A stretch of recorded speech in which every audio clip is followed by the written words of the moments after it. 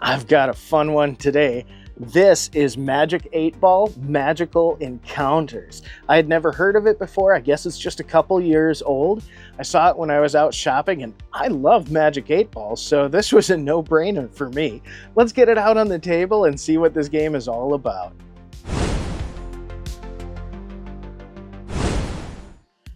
This is gonna be fun. So I ran across this game when I was out shopping the other day. I'm a little bit late to the punch on this one because it looks like the copyright on the box is 2023. And I think Board Game Geek said it was somewhere around 2022. So a little bit behind the 8 Ball, but I gotta say I'm a big fan of the Magic 8 Ball just as a classic toy. And so when I saw this game tie-in, I was a bit of a sucker for it. I love games that kind of blur the line between being a game and a toy. Gimmicks just get to me, I don't know. But let's dive in, starting with the box. Right away, we see some very bright, colorful, and inviting art with some animated characters. I mean, this really drew me in right away when I saw it. And there's this pass-through for the Magic 8 Ball, and I gotta say, contrary to a lot of games that I've seen that'll have a section of the box cut out to show a toy feature of the game, this Magic 8 Ball game actually had a plastic enclosure that protected it on both sides. So I found that very impressive, where a lot of games that I've run across that have these cutouts, oftentimes they leave the game inside exposed a bit, so you could end up losing pieces. I saw this like on Operation or the Game of Life. But I gotta say that this pass-through did not adversely affect the box whatsoever as far as being able to keep all of the components safely stowed inside. When we flip it over, we can see on the back there's also a pass-through cut, so you can see the back side of the 8 Ball, and that too was encased in plastic. It's a little clamshell inside the box that keeps the 8 Ball secure. So again, it was really nice to be able to see that feature of the game and try it out. We have some close-up pictures of the game and its associated cards and a brief description of what the gameplay and the story are all about. It's a lift-off top box that features a cardboard insert that works as an organizer. It keeps the cards and game pieces separately stowed from the manual and the game board. We also, again, have that clamshell that holds the Magic 8 Ball in place. So very nice there. And you'll notice there's a sizable QR code that links to Mattel's Quick Start video. Now, I gotta say real quick, to critique the Quick Start video, it's awfully quick in the early portion of the video. It's about 2.5 minutes long, and they really did not take their time with some of those frames to show you what's going on. So they kind of just show you a board that's fully set up for a few seconds and say, this is the setup. I could have benefited from a few extra seconds added to that cut. So it's not a bad video, but it rushes through so much, you'll find yourself pausing a lot. It's a little bit of a hasty quick start. I feel like if they let some of the information breathe a bit better, it would have been nicer. But as a primer, that was pretty passable. And I'll say the reason that I looked up the video, because actually as part of my review, I generally like to go through the rules. So we're gonna do this a bit out of order. Normally I go box, game, rules, but since we kind of got on this tangent with that quick start video, I normally try to read the rules first as a way of understanding how the rule book was written, because part of my critique is to determine how difficult it is to interpret the rules to the game with everything that's included in the box. I feel like the minute you get a smartphone or a computer involved in trying to figure out your game, well, that speaks volumes about the type of manual that the manufacturer has provided. And so let's take a look at this manual. I'm not a fan of manuals that fold out like a Rand McNally map, and this one folds out quite a bit, in fact.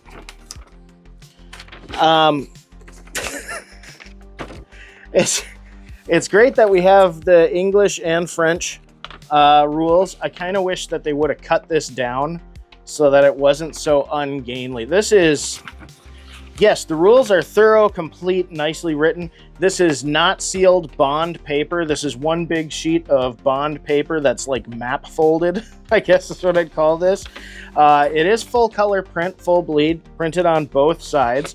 The print quality is nice. I mean, everything's very legible. All the images are very clear. Color is bright. Again, we got another QR code for quick instructions. But the sheer scale of this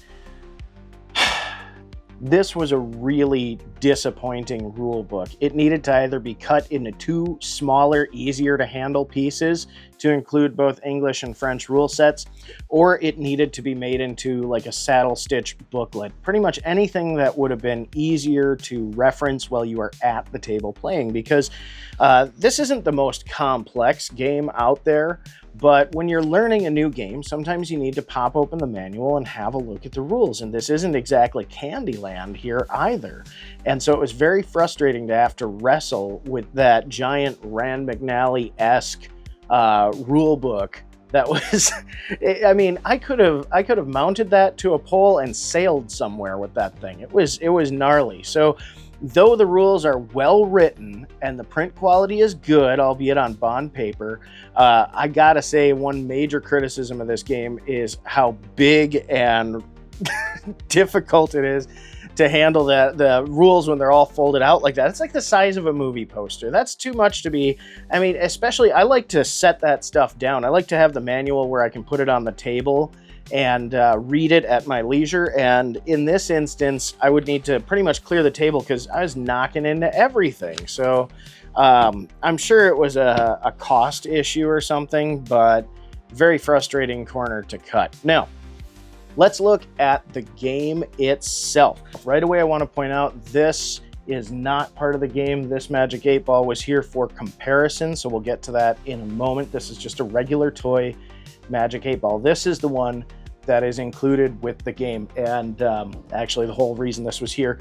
This is a regular toy Magic 8 Ball. This is the one included in the game, and as you can see, the one that's included in the game is smaller than the regular 8 Ball that you're going to get in stores. It's also, a Magic 8 Ball will normally just show your fortune when you shake it up and flip it over. This one shows your fortune, but you'll notice on the fortune faces, there's either an X, a check mark, or a question mark. This is because the Magic 8 Ball is used basically as an additional die in the game. I really enjoy the dynamic of this. It adds, it's kind of a weird way to tie in the brand because you could achieve the same thing just with another die, but having the Magic 8 Ball, the little toy element, that's the part that tickles me about this game. So what will happen is throughout the game, players will have to ask the Magic 8 Ball what the outcome is, and they'll have one of 3 results. And so that's kind of how they tie this in, is almost every major action that you do, from unlocking a door to placing one of the rescued crystals into a tower, restoring its rightful place, you have to ask the Magic 8 Ball for permission. Now, let's have a look at the other components of the game. We have this game board here. This is brightly colored, beautifully illustrated. I wish it was a little bit bigger. There is something to be said for having stuff that doesn't take up too much table space, because I feel like a lot of modern games are big table hogs. So that out of the way, I feel like the board just isn't quite to scale with the figurines, which are lovely, by the way. The figurines that come with the game do navigate the board quite nicely. There's space in between everything so they don't ever get crowded. I would arguably say like the gingerbread men in Candyland, if they're next to each other, look more crowded than these guys when they are next to each other. But I wish the board was just a little bit larger. I wish it gave the art room to breathe so that as a player, everything was a little clearer for me. Going along with the game board being a bit larger, I do also wish there are several game tokens in the game. For instance, you have these star tokens. This game is kind of a collect-a-thon, so you will be navigating your hero around the board towards spaces with these star tokens. And on the other side of the star token, when you land on it and reveal the other side, there will be different power-ups, or what you're really looking for are your crystals. There are 4 crystals that you need to capture in this game, and on the more difficult rule set, you return them to one of these towers in the middle of the board. and once you've restored them, you win the game. Otherwise, if you don't restore them, there's a whole story reason why the world is doomed. Essentially, you have 4 of these players. These are lovely figurines. You have 4 of these players trying to avoid Gadworm the Dragon. So we have the land of... Let's read a little bit of this here. So, the kingdom is in chaos. Gadworm the Dragon is terrorizing the land of Igglecot, and now it's up to you to embark on a dangerous quest. Everyone works together in this cooperative game. Journey around the board in search of 4 hidden magic crystals. Discover magical items and encounter whimsical creatures. Make tough decisions, then ask Magic 8 Ball to decide your fate, reaping the rewards or suffering minor setbacks. Can your team find the crystals and place them in the towers before Gadworm's attack proves fatal? So, like, I didn't really get into the story super hardcore to remember all the names because they're very strange. We kind of jokingly called Gadworm totally not toothless at first when we unpacked this, but once we read the rules, Gadworm's name is hilarious. So, he was Gadworm! Beware of Gadworm! I don't know, it just, Igglecot and Gadworm made me think that this was like a fantasy written by Mel Brooks, and that tickled me because I'm a huge Mel Brooks fan. I found that the character minis were just enchanting. These are actually a rubber, which was a bit frustrating as a cat owner, because if you've ever played with rubber game pieces and you have a pet, you'll find these are almost impossible to dust, and if a cat hair gets on them, you're constantly trying to pick it so that you can get a nice clear photograph for your audience when you're making a video about the game on YouTube. So I hope you appreciate the effort I put on that. But the actual sculpts are beautiful. I love they're nice and chunky. They're very pleasant to pick up and move around the board.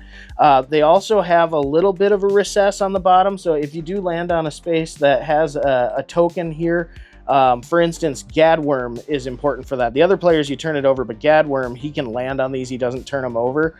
And if they were a weird size, stability would be an issue. You know, it's weird little fit and finish things that'll catch you when it comes to quality of life in a board game. But the bases on these are great. And these guys are fun. I wish that they were harder plastic because I could see these being adorable if you were to paint them. But alas, they are rubber, so you don't want to paint them, but that's just as good. I mean, this is a children's game, and a beautiful sculpt is all the more that you can ask for. I really do enjoy Gadworm. Gadworm is just great. You have a number of locations around the map too that fit different biomes. You have an ice area, you have a green gnome area, you have a mermaid area, you have Gadworm's domain here. And what'll generally happen is players throughout the game are going to roll this die to determine their moves. And the die has 2 numbers on each side. One is white, that's how many spaces their character can move, and one will be either blue or yellow, and that's how many spaces Gadworm moves. And if you look at the board, you'll notice that at certain intersections, there are blue and yellow arrows. So whether the number is blue or yellow will determine which direction Gadworm goes when he has to make one of those choices, and he must always progress around the board in a clockwise manner. Now, as players navigate the board, they're trying to find the crystals hidden below these star tokens, but they will also land on other spots that will activate these encounters. And so another player will draw this encounter card and present the current player with a decision. So this is one. A group of young lizards are tossing around a mysterious orb. What do you do? Try looking into the orb or join in on the fun. Now, the player who's active will decide which one of those actions they want to take, and then will ask the Magic 8 Ball, how does this work out? And then they'll flip it over, and the 8 Ball will either give them a positive, like this says good outlook, or it'll give them a negative, or it'll give them a neutral answer. And so then the player who asked them the question will have a positive, neutral, or negative effect that will happen to the player who was presented with their decision. So that's your kind of mild role play that's added to this game, which I thought was a lot of fun. So you're asking the Magic 8-Ball if you can unlock doors, if you can plant crystals in their rightful place, or you're making decisions that are story-based. And the rules do state that you can make up your own story as you go along, which has got to be fun for youngsters. I had a good time just thinking about changing up the questions. I played it straight up how they wrote it to get a good idea, but I could easily see, you know, hey, your friend Steve, he's kicking around this magic ball. What do you want to do with it? I mean, that would... You know, if you're getting rowdy with your friends, absolutely. So I do like that level of flexibility, even if it seems trivial. Now, players will also get the opportunity to get these random treasure tokens, and they will grant certain boons. Like one of them has 2 different flags on them. That means that they can tell Gadworm to go a different direction when he's moving. They also have like invisibility, which means if Gadworm lands on them, no effect happens. Now, to answer that question, if Gadworm lands or passes over a player's spot, that player gets knocked out and has to go to Gadworm's lair. If that player was in possession of a crystal, they drop it where they were. When a player ends up in Gadworm's lair, the entire team loses 1 life point. Now, this is a cooperative experience, so players will, once they're in Gadworm's lair, they will, of course, be able to exit on their next turn, but if the health points reach 0, the entire team loses. So the entire team wins or loses together on this epic quest to restore the magical crystals to their rightful place. I mean, even the lore written for this is kind of like MacGuffin the game, but I don't really care. It's a game crafted around the Magic 8-Ball with fantasy elements, and that's all I really need. To be completely honest, I like that they fleshed it out with character names and a little bit of backstory. I wish they had a little bit more story about the kingdom, to be completely honest. Like, I think this game, and I do want to point out here before we get into the critique too far, they also provide very nice, adequate guide cards. So I did like this. They tell you the effects of all the possible little treasures you get and whether they can be used on your turn or at any time, and the effects of all the outcomes as far as like if you're sent to a place, they show you what the icon looks like so you can find it on the board, that kind of stuff. So, and the progress of the turn too, the turn order. So they did a pretty good job adding this little quick reference, and each player gets one of these. I love when games include that. So bonus points. So gameplay wise, I actually think that this is a lot of fun, and it's very suited to its target audience, which is ages about 7. And I think that's appropriate. The game is not overly complex. I think that some adult players might think that it's overly simple, and in fact, one thing I will say is this is definitely best played with 4 players so that you have the maximum amount of chaos on the board with Gadworm knocking players out and taking your health points, because playing 2-player, which you can do, ends up making you feel very overpowered, because now all of these special bonuses that all these star tokens have around the board can be collected by 2 players instead of distributed across 4 players, making each player feel very powerful. I eventually ended up having a number of invisibility spells, so if Gadworm got to me, which he couldn't because I also had flag changing spells, which means that I can change his direction. So I could tell the dragon where to go, and if he did land on me, he wasn't going to capture me or hurt my team. So I felt a little bit overpowered playing this 2-player, but with 4-player, there was enough chaos, there were enough people getting sent back. It doesn't say so in the rules, but I think that it's a really good house rule that if a player ends up getting hit by Gadworm and sent to his lair, they should not only drop the crystal where they were sitting when they got hit by Gadworm, but I think any treasure or extra bonuses or boons that they got from star tokens or treasures should be discarded from the game. I think that actually adds a certain level of difficulty that makes the game much more fun for an older audience. So again, you can scale this from its intended audience on up. It's a fun game that takes just over a half hour on average to play. I really enjoyed the addition of the 8-ball. My major complaints really have to do with production quality. and production quality in sort of the strangest ways. Like, the board is actually very, very well made. I just didn't like that the fold orients the art to the outside of the fold, so it's going to take most of the abuse when it's sitting in the box. If the box gets moved around, that art's going to rub against the cardboard and eventually wear. So I wish that they would have folded it so that the art was facing itself and the blank part of the board was on the outside. These tokens are just a hair too thin for me. The tag board made it really difficult to pick some of them up. Actually, the stars and the little ones weren't too bad because I could put some counter pressure on one side and lift with my fingernail, but when I got into the door cards, those were a little tougher, the locked door, because they're kind of an odd shape.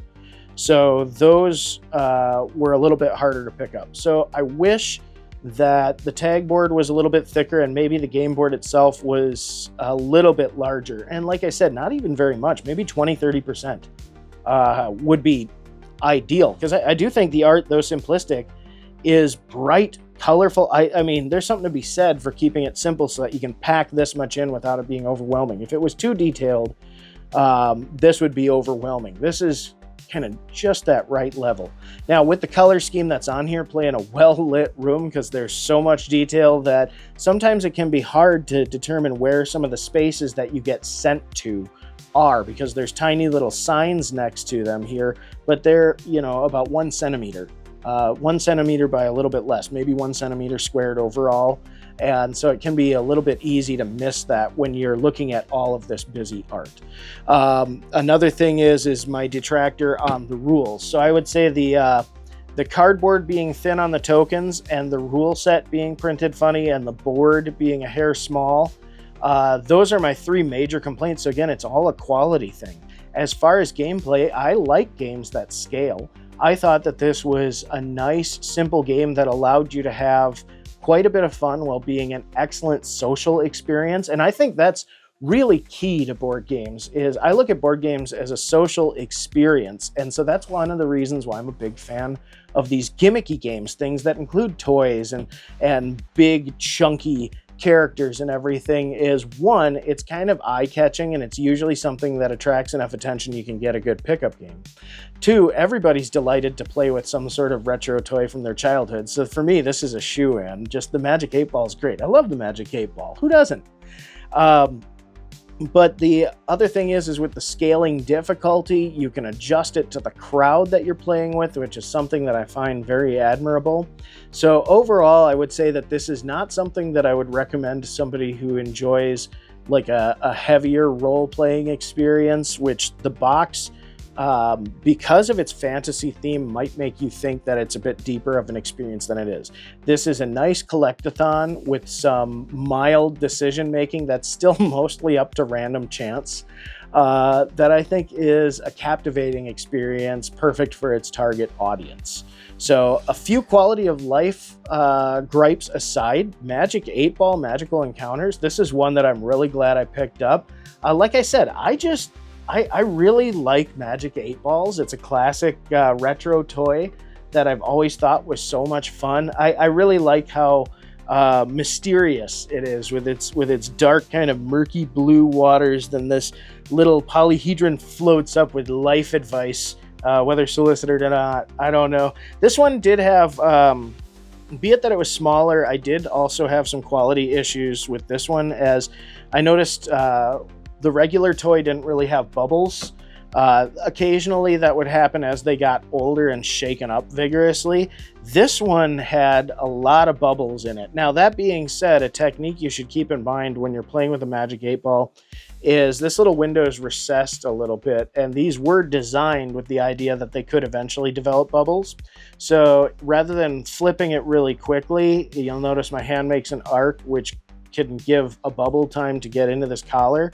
If you smoothly turn it over, what'll end up happening is the bubble will ride on the inside and sit on the outside of that lip, making the window that you look through to see your fortune clearer. And it'll make it easier for the little floating die in there to make its way to the surface. Now, this floating die also in this game presented me with something that I have not encountered with other Magic 8 Balls, is the exact corner. I guess it's triangle shaped, so I should be able to calculate how many sides this is.